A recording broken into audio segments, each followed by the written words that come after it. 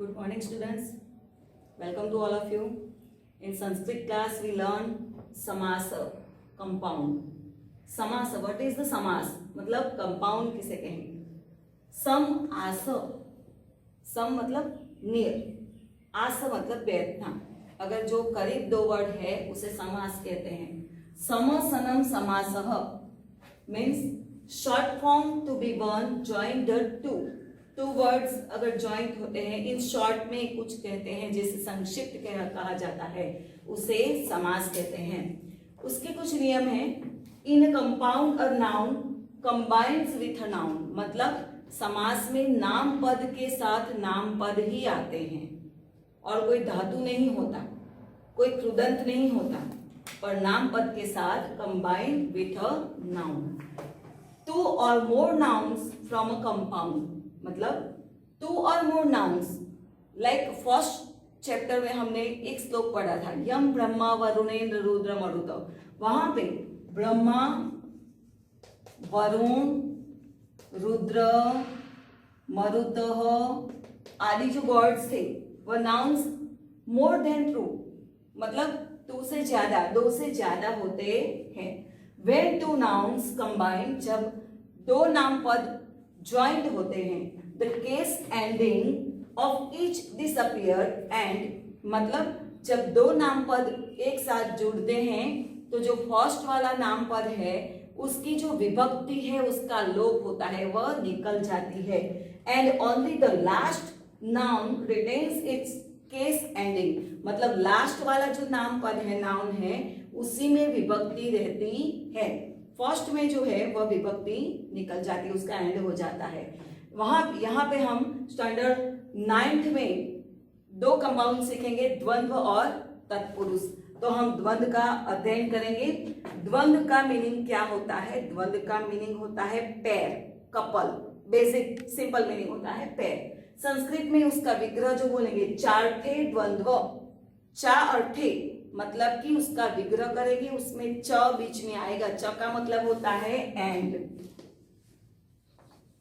दो meaningful word है, उसका जब हम विग्रह करेंगे तो एंड से आएगा. उसके दो प्रकार हैं, इतरेतर और समाहार. इतरेतर और समाहार. इतरेतर को कैसे याद रखेंगे? द कंपाउंड इन विच द्विवचन एंड बहुवचन, plural and dual and plural is used मतलब द्विवचन और बहुवचन का प्रयोग इतरेतर में होता है. और दूसरी तरह याद रखेंगे तो इसमें जीवित व्यक्ति है उसी का नाम आता है. राम लक्ष्मणो ब्रह्मा वरुण इंद्र रुद्र माता पित्रो तात पुत्रो. इसका विग्रह करेंगे राम च लक्ष्मण, राम च लक्ष्मण, राम एंड लक्ष्मण, ब्रह्मा वरुण इंद्र जो गॉड्स के नेम है, माता च पित्र मदर एंड फादर, तात च पुत्र, तात मतलब फादर एंड सन. तो यहाँ पे इतरेतर में ध्यान रखना है वह द्विवचन और बहुवचन में ही आते हैं.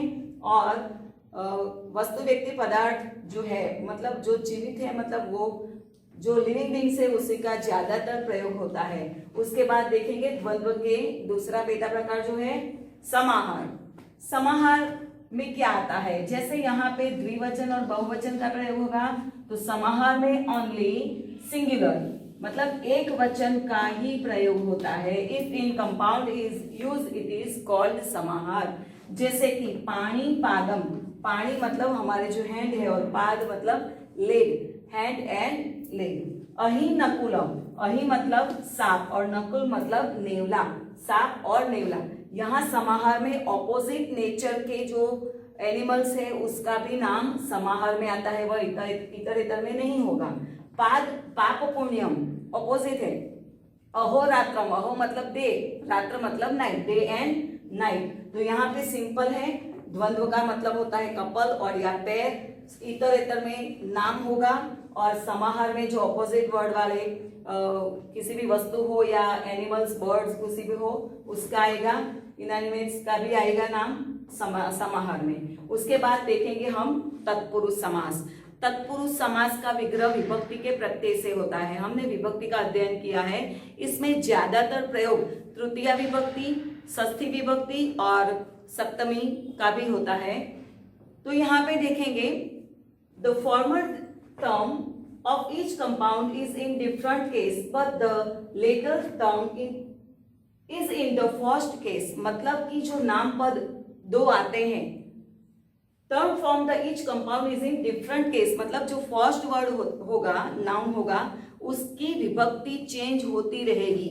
दो नाम पद में से एक फर्स्ट वाली की जो विभक्ति हो चेंज होती रहेगी, पर जो दूसरा नाम पद है, दूसरा नाउन है, उसकी विभक्ति फर्स्ट ही रहेगी। मतलब फर्स्ट विभक्ति फर्स्ट केस में ही वह आएगा। फॉर एग्जाम्पल मरणासनहम, मरण के आसीन मतलब जो मरने वाला है, तो उसका विग्रह होगा मरणम आसनम। तो यहाँ पे सेकंड विभक्ति है, पर यहाँ फर्स्ट विभक्ति है। मेघ जलम, मेघस्य जलम, यहाँ केस चेंज हो गया है, पर यहाँ जल नपुंसकलिंग शब्द है, फर्स्ट विभक्ति है। गर्वपूर्णा, गर्वेण पूर्ण, गर्व से पूर्ण, जल पूर्णा, जल से पूर्ण, क्रोधेन पूर्ण। तो यहाँ थर्ड विभक्ति है, तो हम किस तरह लिखेंगे? तृतीया तत्पुरुष समास। यहाँ षष्ठी विभक्ति है तो लिखेंगे षष्ठी तत्पुरुष समास। यहाँ सेकंड विभक्ति है तो द्वितीया तत्पुरुष समास। मतलब विग्रह के समय जिस विभक्ति का प्रयोग हम करते हैं, उसी विभक्ति को आगे लगा के हम तत्पुरुष समास लिखते हैं।